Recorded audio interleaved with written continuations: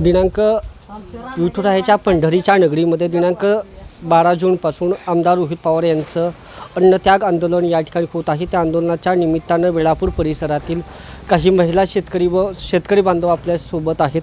काय सांगाल? कारण की शेतकऱ्यांमधून मोठ्या प्रमाणात आक्रोश या ठिकाणी निर्माण होतो आहे। शेतकऱ्यांची कर्जमाफी असेल, 2017ची कर्जमाफी असेल, काय सांगाल आपण? जी पाठीमागं जी कर्जमाफी झाली ती पवार साहेबांनी केलेली होती, त्याला शेतकऱ्यांच्या सोयीशी आणि शेतकऱ्याला जास्तीत जास्त जाचकाठी नव्हत्या आणि जास्तीत जास्त मोठी कर्जमाफी केली होती। आपण जर पाहिलं तर पहिली ह्या देशातली असेल, राज्यातली असेल, संत तुकाराम महाराजांनी कर्जमाफी केलेली होती। वडिलोपार्जित आजोबा असतील, वडील असतील, त्यांचे जे कर्ज वाटप केलेले होते त्या सगळ्या वह्या त्यांनी डोहात नेऊन टाकल्या आणि लोकांचं कर्ज माफ करून टाकलं आणि तिथनं तो धंदा बंद केला। तसंच पवारसाहेबांनी त्याच्यानंतर केली, पण आता या सरकारने जे कर्जमाफी केलेली आहे ती कर्जमाफी जसं आपण एखादं धान्य घेतो चाळण लावून, चाळणीतनं चाळून जेवढी कमीत कमी राहतेली, जेवढी जास्तीत जास्त शेतकरी त्यातून कट करायचे, जाचक अटीच्या एवढ्या लावलेल्या आहेत की त्यातनं कमीत कमी शेतकरी राहिला पाहिजे आणि कमीत कमी लोकांना कर्जमाफी झाली पाहिजे। तर त्या जाचक अटी काढून जास्तीत जास्त शेतकऱ्यांना कर्जमाफी झाली पाहिजे आणि त्या शेतकऱ्यांना त्याचा लाभ झाला पाहिजे, जेणेकरून तो शेतकरी कोलमडलेला भविष्यात उभा राहिला पाहिजे।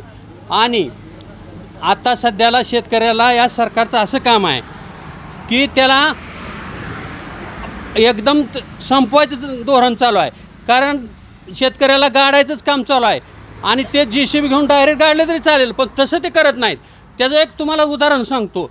थोडक्यात शेतीला जे लागतं, आता डिझेल मागलं की ट्रॅक्टरची मेहनत वाढली, ट्रान्सपोर्टिंग वाढलं, त्याचा भार शेतकऱ्यावर येणार, बी बियाण्याचे दर वाढले, खताचे दर वाढले आणि त्याला घ्यायला जे लागतं ते सगळं महाग आणि त्याला जे विकायला लागते 50 रुपये क्विंटलने कांदा घ्यायला दिला जात नाही शेतकऱ्याच्या। त्या शेतकऱ्यानं करायचं काय?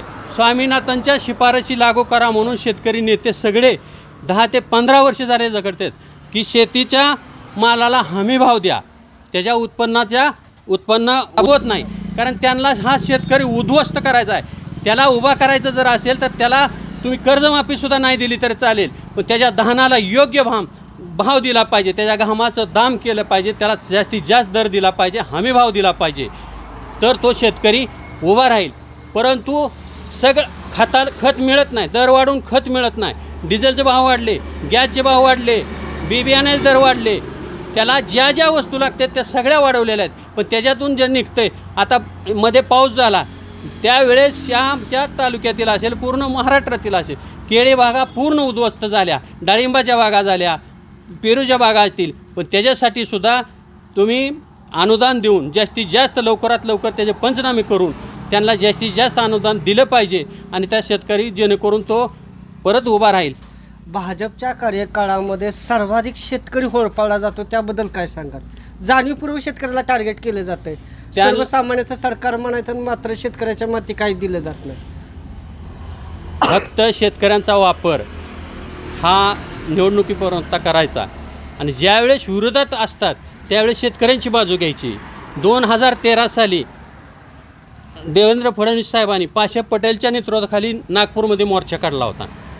त्यावेळेस सांगितलं होतं त्यांनी की सोयाबीनला 6,000 रुपये हमी भाव द्यायलाच पाहिजे, नसेल देणं होत तर सरकारला सांगितलं होतं खुर्च्या खाली करा, विरोधात असताना। परंतु त्यांचं सरकार येऊन झाले 12 वर्षे, तरीसुद्धा ते सोयाबीनला 6,000 रुपये हमी भाव देऊ शकत नाहीत। ह्याच्यावरूनच लक्षात येतं की हे सरकार शेतकऱ्याच्या हिताचं आहे की घातक आहे, हे शेतकऱ्यांनी ओळखलं पाहिजे आणि शेतकऱ्यांनी एकजूट दाखवून ह्या सरकारला त्यांची जागा दाखवली पाहिजे की जेणेकरून आपल्या घाम गाळून जे पिकवलेलं धान्य आहे त्याला हमीभाव मिळालाच पाहिजे।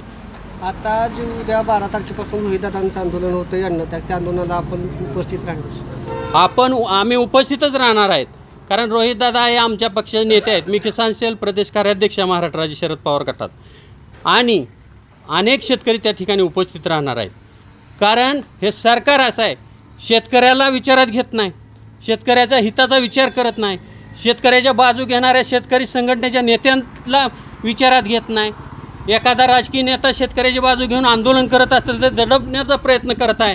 कारण रोहितदादांनी अन्नत्याग आंदोलन केलं आहे की महागाई झाली त्याच्याबद्दल जे देशात महागाईचा उच्चांक झालेला आहे आणि त्यात सर्वसामान्य शेतकरी असेल, सर्वसामान्य शेतमजूर असेल, सर्व भरडले जात आहेत. त्याच्यासाठी परवानगीसुद्धा दिली जात नाही. असं हे इंग्रजापेक्षाही नालायक सरकार आहे. कारण लोकशाही मार्गाने आपल्याला बाबासाहेब आंबेडकरांनी लोकशाही मार्गाने आंदोलन करण्याचा अधिकार हा सर्वसामान्य माणसाला दिलेला आहे. तो सुद्धा दडपण्याचं काम हे सरकार करत आहे. कारण आंदोलन करत असताना आजसुद्धा परवानगी अजून दिलेली नाही रोहितदादाला आंदोलन करण्यासाठी. ह्याच्याहून आपण विचार करायचा हे सरकार जाणीवपूर्वक शेतकऱ्याची बाजू घेऊन जे सर्वसामान्याची बाजू घेऊन लढणाऱ्या माणसाला आंदोलन करायला सुद्धा परवानगी दिली जात नसेल तर ह्याच्यापेक्षा दुर्दैव काय आहे राज्यात.